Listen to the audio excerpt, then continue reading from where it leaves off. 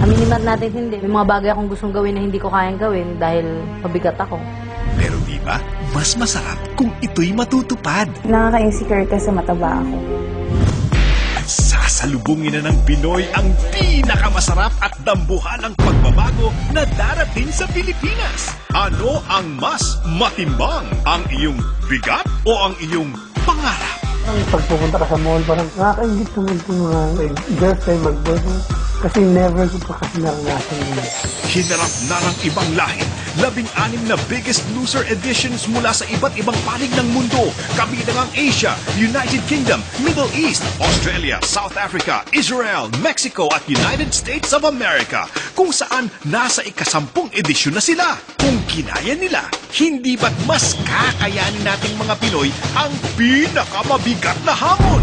Mga bigatin, pagsasama-samahin, titira sa isang kampo, lalampasan ang kanilang takot, iindahin ang hirap at pagod, lalayuan ang mga tukso para silang mabibigat. Pumayat! Linggo-linggo, kailangan nilang patunayan ang determinasyong mabawasan ang timbang dahil ang may mga pinakakakaunting pagbabago, mapapauwi. At sa dulo ng laban, ang totoong panalo ay ang may pinakamalaking bawas sa timbang. Ang Biggest Loser. Kung gusto mo ng big challenge sa buhay mo, make the big step at mag-audition. Kung ikaw ay Pinoy na 18 to 40 years old, in good health, lalaking may timbang na 250 pounds pataas, o babaeng may bigat na 200 pounds pataas, dalhin lang ang inyong valid identification card, close-up at whole body picture, then make the big step at mag-audition.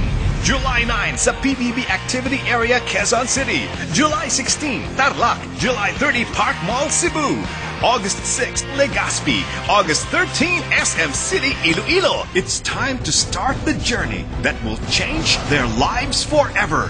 Kung saan ang biggest winner ay siya ring biggest loser.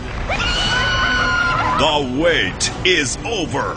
Dadagundong na ang The Biggest Loser Pinoy Edition!